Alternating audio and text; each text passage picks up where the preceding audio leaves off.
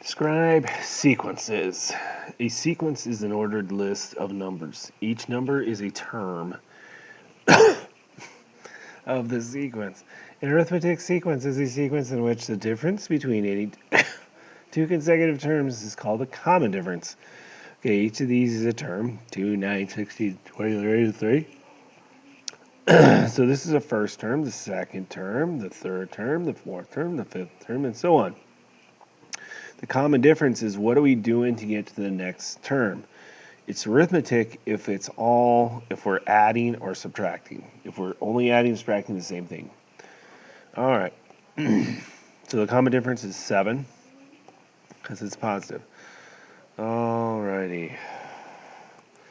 Describe the sequence using words and symbols. So we have 3, 6, 9, 12. So the first term is 3, the second term is 6, the third term is 9, the fourth term is 12. All right, what are we doing each time? Well, looks like we're adding 3, and adding 3. All right, so the common difference of 3,